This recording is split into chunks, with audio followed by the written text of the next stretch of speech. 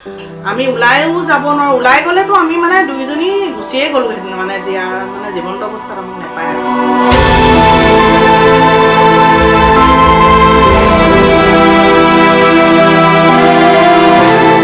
প্ৰায় 8 মান বজালৈকে আছো তাৰ পাছত আপোনাৰ ৰেস্কিউ টিম আহিছে আমি ওপৰৰ পৰা দেখিছো খিৰিকীৰ পৰা তাৰপৰা সেই আমাক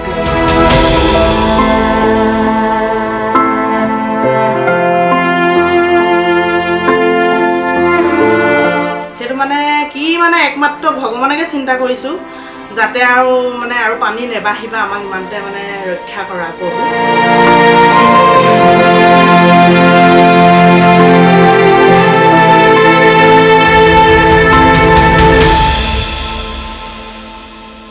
বান নহয় যেন এয়া এক মহাপ্ৰলয়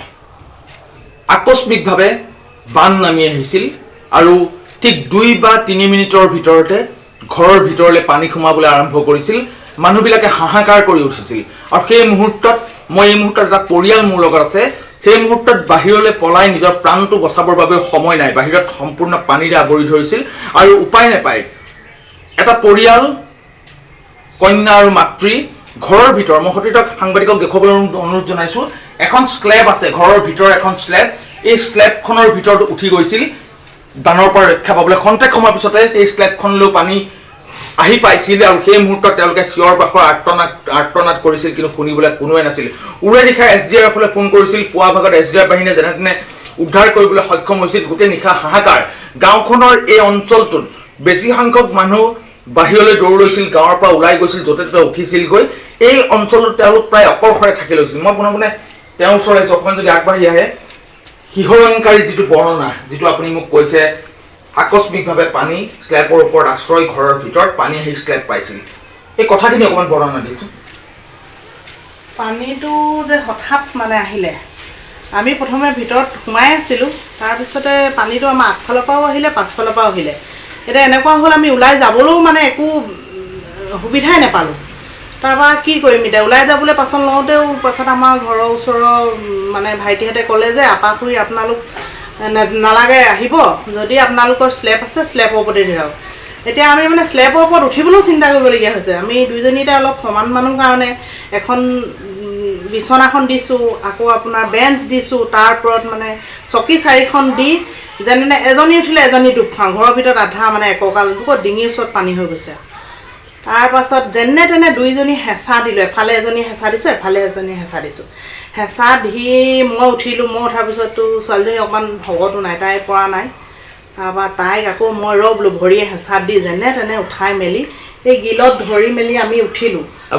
গিলখন ভাগিয়ে গ'ল গোটেই ৰাতি থাকিলোঁ আমি তাৰপিছতে ফোনাফোনি কৰিছিলোঁ যদিও আমাৰ ৰাতি একো আমাৰ সুবিধাজনক নহ'ল খালি আমাৰ গাঁৱৰ ল'ৰা হেৰিয়ে খবৰ লৈ আছে গোটেই ৰাতি স্লেবতে আমি 8 মান বজাতহে আমাৰ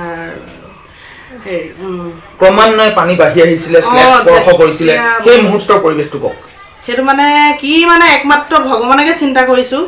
যাতে আৰু মানে আৰু পানী নেবাহিবা আমাক ইমানতে মানে ৰক্ষা কৰা প্ৰভু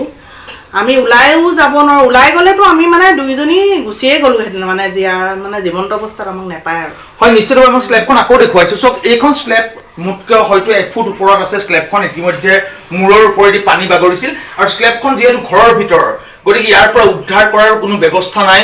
SDRF বা NDRF আহিলেও তেওঁলোকে নাও ভিতৰলৈ সোমাব নোৱাৰে গতিকে এক প্ৰকাৰ প্ৰায় নিশ্চিত মৃত্যুৰ মুখলৈ তেওঁলোক আগবাঢ়িছিল ছোৱালীজনী আছে ঘৰখনৰ মই তোমাৰ ওচৰলৈ আহিছোঁ নিশাৰ যিখিনি বৰ্ণনা আমি শুনিছোঁ সেই মুহূৰ্তত জীৱনটো যে আকৌ হাতত থাকিবগৈ জীৱনটো যে ঘূৰাই পাম হয়তো ভবাই নাছিলা সেই মুহূৰ্তটো কেনেকুৱা হৈছিল হয় ভবা নাছিলোঁ পানী যেতিয়া বহুত ওপৰলৈ উঠি আহিছিল তেতিয়া মানে বহুত বেছি ভয় লাগিছিল আৰু উপায় নোহোৱাত মানে আমি স্লেবলৈ উঠি যাব লগা হ'ল যদি নোযোৱাহেঁতেন আমি উটি গুচি গ'লোঁ হয় আমাৰ জীৱনটো নাথাকিল হয় মানে বহুত মানে কি ক'ম মানে ৰাতিপুৱা কিমান সময় তোমালোক স্লেবৰ ওপৰত উঠিছিলা সৰ্বমুঠ আমি প্ৰায় 8 মান বজালৈকে আছোঁ ৰাতিপুৱা 8টালৈকে হয় তাৰ পাছত আপোনাৰ ৰেস্কিউ টিম আহিছে আমি ওপৰৰ পৰা দেখিছোঁ খিৰিকীৰ পৰা তাৰপৰা সেই আমাক লৈ গৈছে তেওঁলোকে বিচাৰি পাইছে তোমালোকে চিঞৰিবলগীয়া হৈছে চিঞৰিবলগীয়া হৈছিল ৰাতিও তোমালোকে বহুত চিঞৰিছা আমালৈ ফোনো কৰিছে হয় চিঞৰিছোঁ সেই মুহূৰ্তত কোনোবা আহিবলগীয়া পৰিৱেশ নাই আহিবলগীয়া পৰিৱেশ নাই